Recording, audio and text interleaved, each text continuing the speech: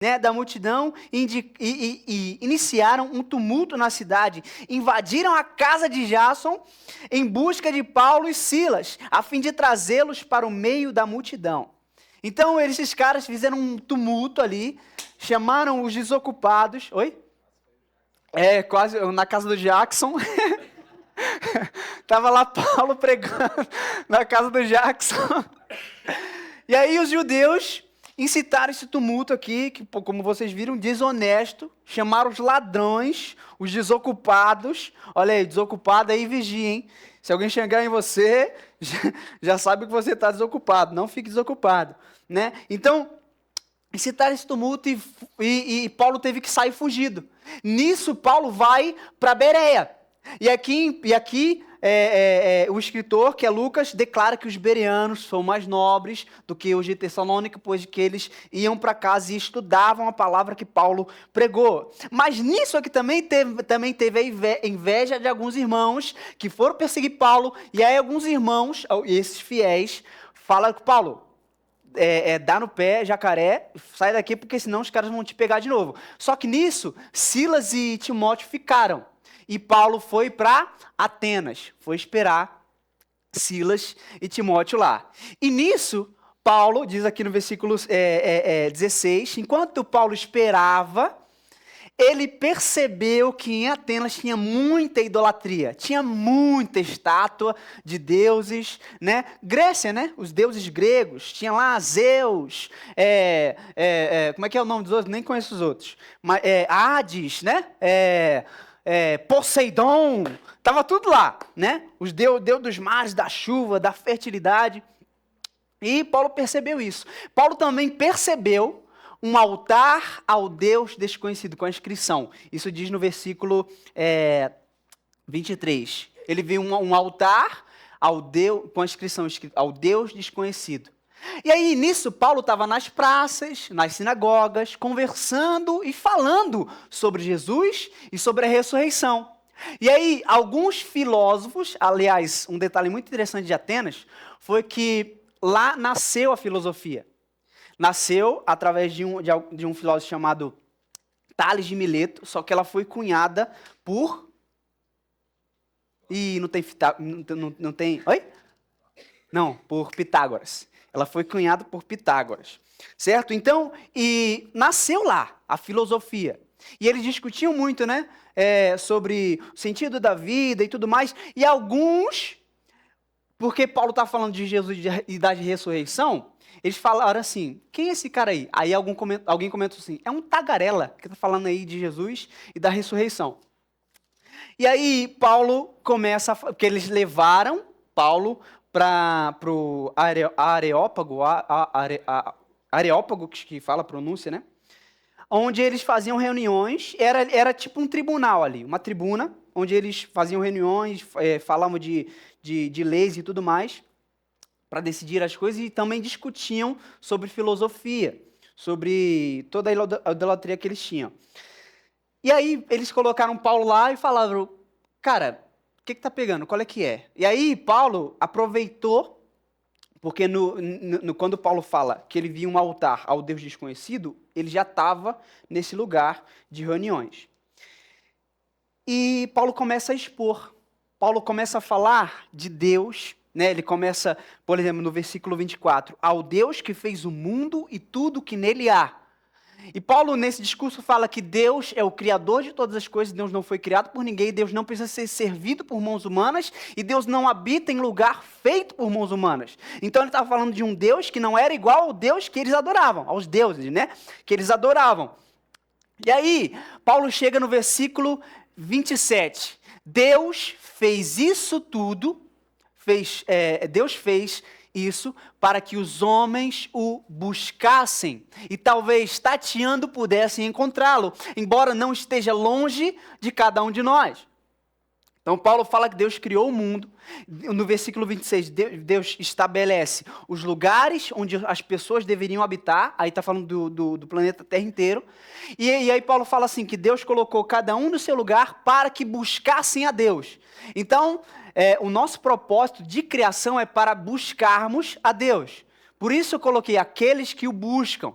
Aliás, baseei esse tema, esse título, em Hebreus 11:6, que a gente vai discutir também depois, hoje e os próximos encontros.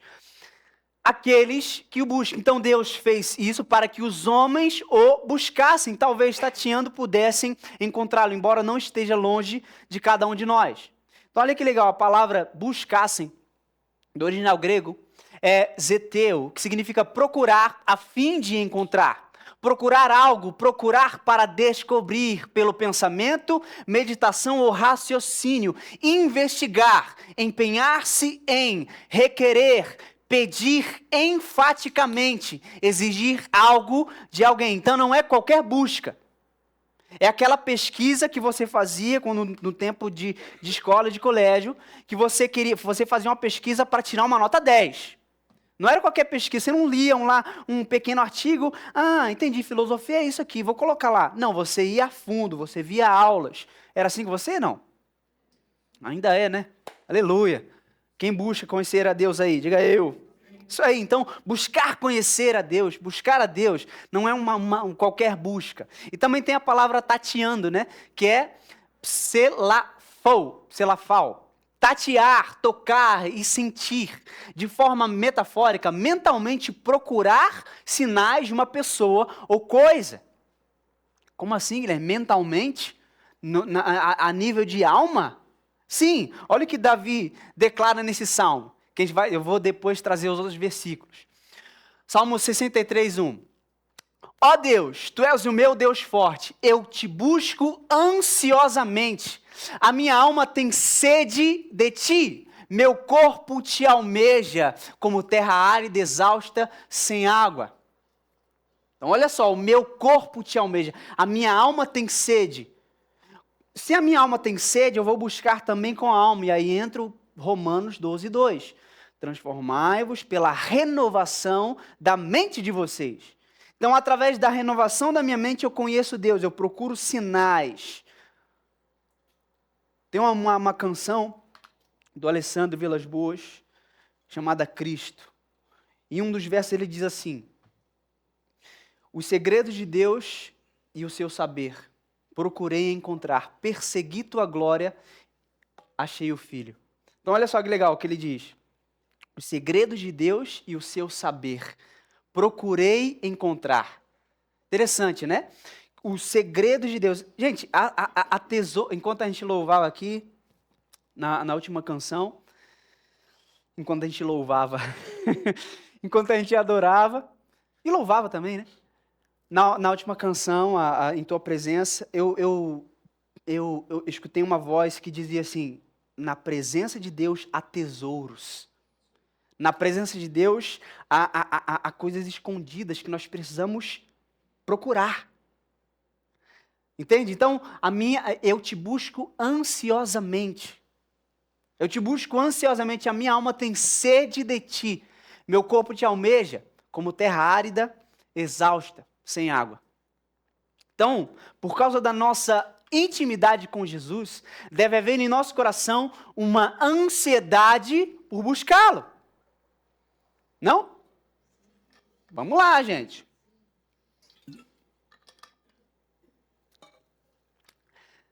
Através da nossa intimidade com Ele, é maravilhoso isso, gente, porque quem começou a busca foi Deus, não foi nós, não fomos nós. No Éden, aliás, Éden significa delícia prolongada. A gente vai falar disso depois. Mas a palavra Éden significa um jardim de delícias.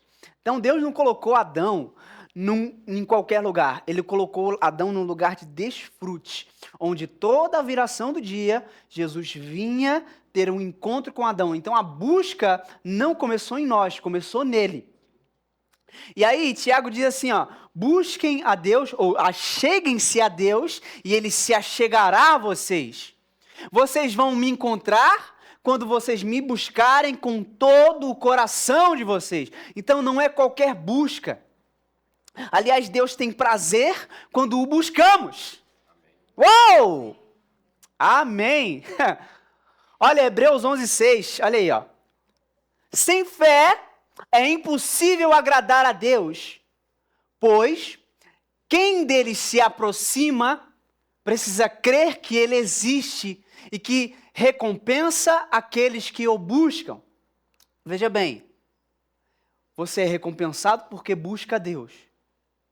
Está entendendo que Deus ele tem um prazer quando o buscamos, que ele chega a nos recompensar? Ah não, você está com sono? O que está acontecendo? Cutuca a costela do seu irmão assim, ó, fala assim, acorda! Glória a Deus.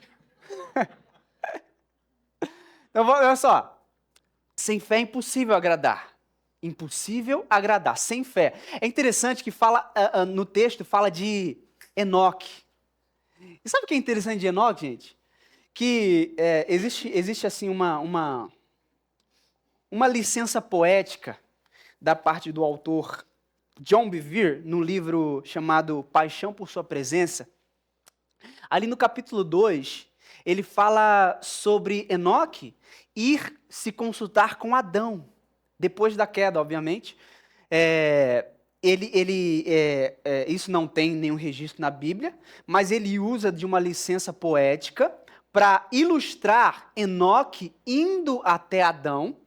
E ele conta tipo, assim, que Adão estava numa caverna escura, ainda com muita vergonha, né? Por causa do que ele fez. Ele conta que Adão e Eva também não estavam se dando bem, porque um errou com o outro.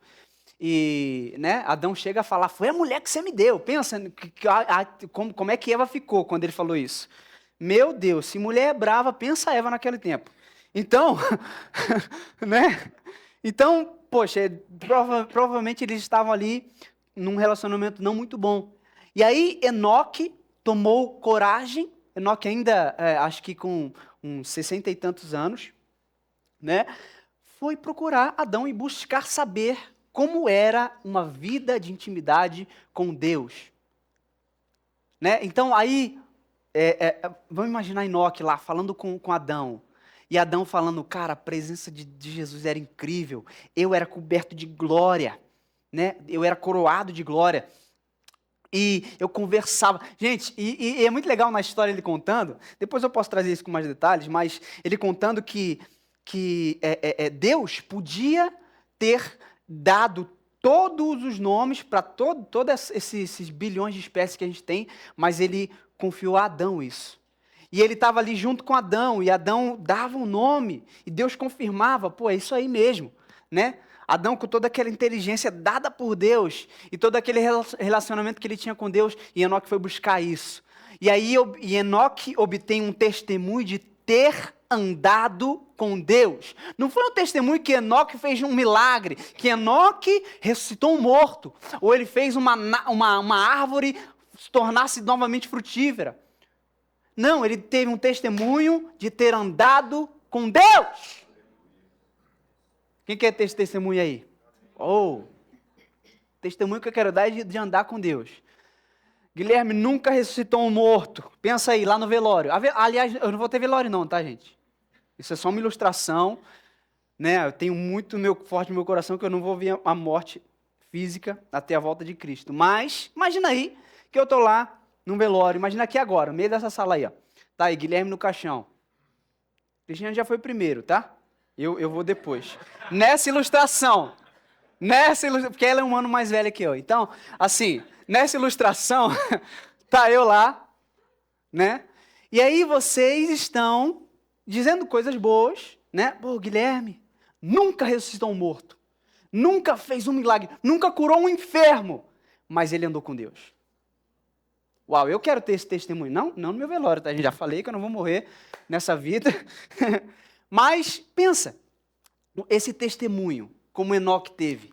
Enoque andou com Deus, né? Diz que ele viveu a vida dele. Viveu, acho que foi 600 e tantos ou foi 300 e tantos anos?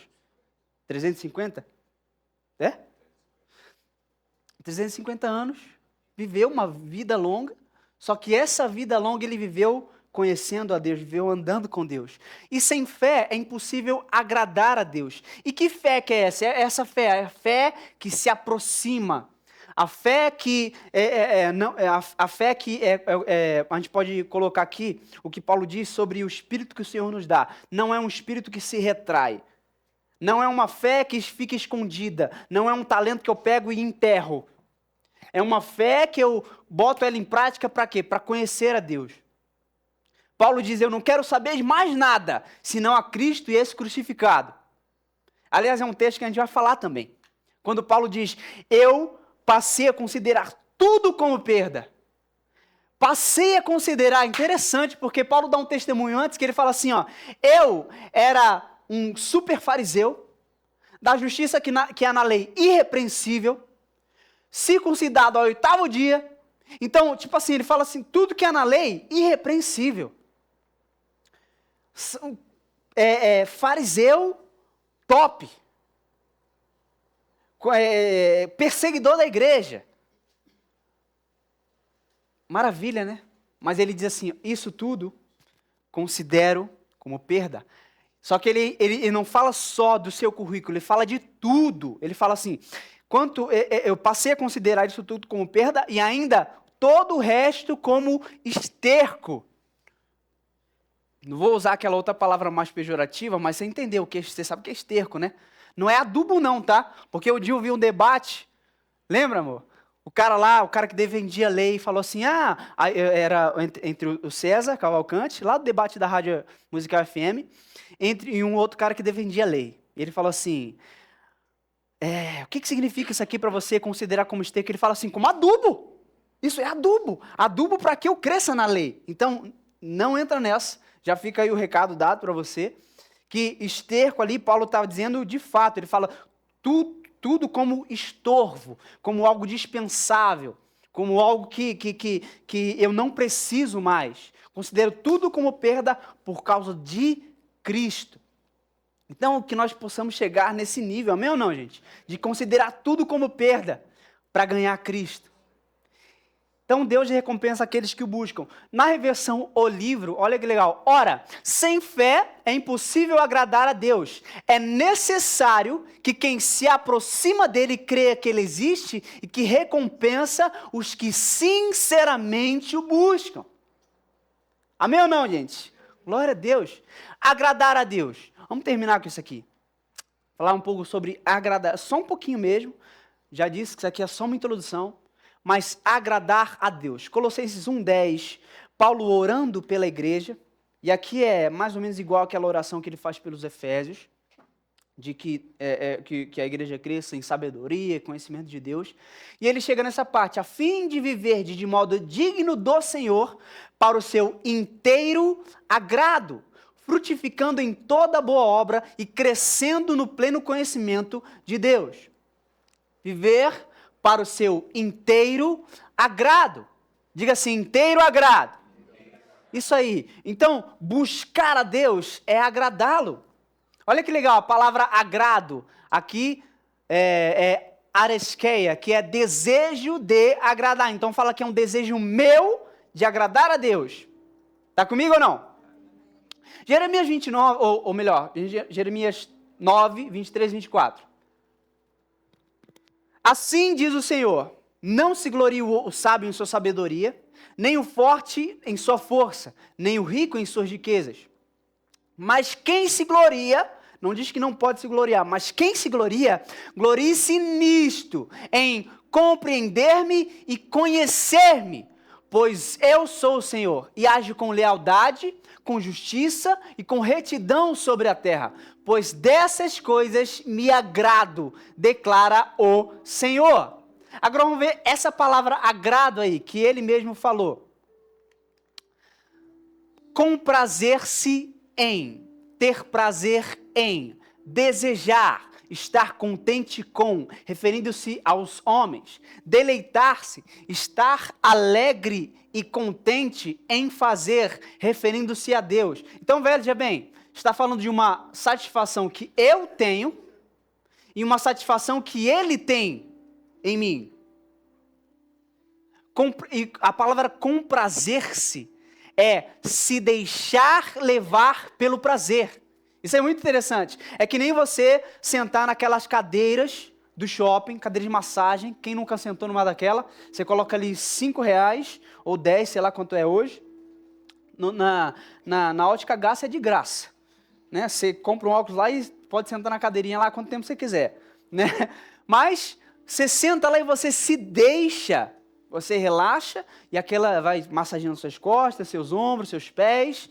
A massagem do pé é bem legal, né? Vocês já sentaram lá? No pezinho é tão gostosinho, no calcanhar, né? Mas deixa eu voltar ao assunto. Então você se deixa estar, você se deixa deleitar-se, né? É que nem provar de uma comida que você gosta, você come, você mastiga, você sente o gosto dos temperos ou do doce, né? Você se deixa, você se deleita. Então, dessas coisas me agrada. Então, quando você busca a Deus, busca conhecê-lo, ele se deixa deleitar-se em sua busca por ele, e nisso você também se deleita nele. Então a Bíblia diz, deleite-se do Senhor, ou no Senhor. Maravilha, né? Glória a Deus. Salmo 16, 11, para a gente fechar. Diz que, tu me farás ver. Olha que detalhe interessante. A palavra ver é Yadá. Não Yadá de louvor, que nem a gente viu sábado passado, mas é Yadá de conhecer. Essa mesma palavra Yadá, só para você entender, é a palavra quando diz assim, ó, Adão conheceu Eva e Eva concebeu. A palavra lá é Yadá. Entendeu? O tipo de conhecimento, tu me farás ver. O ver não é enxergar. Ah, estou enxergando ali. O ver aqui é um conhecimento. A Bíblia NVI traz, tu me farás conhecer as veredas da vida. Então o Senhor me fará ver. Como é que é isso? Através de relacionamento com Ele. Sem Ele você não alcança ver o caminho da vida. Você não alcança o conhecimento do caminho da vida. Mas nele, nesse relacionamento, sim, você enxerga, não só com os olhos, mas você tem uma experiência íntima. Diga amém. Você tem uma experiência íntima. Ó, Senhor, eu estou conhecendo o caminho da vida. Os caminhos da vida. Na tua presença, presta atenção, não é fora dele, é na presença dele. Há plenitude de alegria. Não é uma alegriazinha. É plenitude de alegria. Imagina com aquilo que você tem na sua vida, que você desfruta, que te dá muita alegria. É incomparável com a presença de Deus. Aliás, esse é um propósito que eu quero compartilhar com você. Na verdade, é uma coisa da própria mensagem. Eu quero que a gente saia de cada culto sabendo um pouco mais do que é desfrutar a presença de Deus. Do que é essa alegria, como o salmista declara no Salmo 119, versículo 130, ou 133, agora eu não me recordo, mas é um dos dois. Que as suas palavras são mais doce que o mel ao meu paladar. Mel é gostoso, né, gente? Uau, como é bom o melzinho. A gente tem até a expressão, mel na chupeta, de tão bom que é. Então, por que ele declara isso? É uma pergunta que eu tenho me feito, que a gente vai se fazer durante esses cultos, sobre buscar a Deus. O que tem na presença que a gente não viu ainda? O que tem de prazeroso que é melhor estar em outro lugar se não na presença? Isso é uma coisa que a gente vai descobrir junto, amém, gente? Então, na sua presença, há plenitude de alegria. À tua destra, direita, há delícias perpetuamente. Provar de uma pizza gostosa é só um momento, né? Provar de um pudim de leite, faz tempo, tomara que a minha sogra faça hoje. A gente vai lá, né? Pudim de leite, nossa, faz tanto tempo quando como pudim de leite. Mas, poxa, provar de um pudim de leite é maravilhoso, mas passa. Agora, a alegria, a delícia na presença é perpétua. É sempre. Não tem fim. Uau! Não tem fim. Você está na presença de Deus e você tem aquela satisfação completa. Aquilo que... Aí você começa a pensar, eu considero tudo como perda, porque eu tenho Cristo. Uau! Em nome de Jesus, gente, a gente vai considerar tudo como perda. A gente vai se livrando de pouquinho em pouquinho. A gente vai substituir pela paixão da presença. Esse é o meu propósito com essa série, gente. Amém? Vamos junto? Vamos voar? Voar baixo? Amém, gente? Aplaude a Jesus.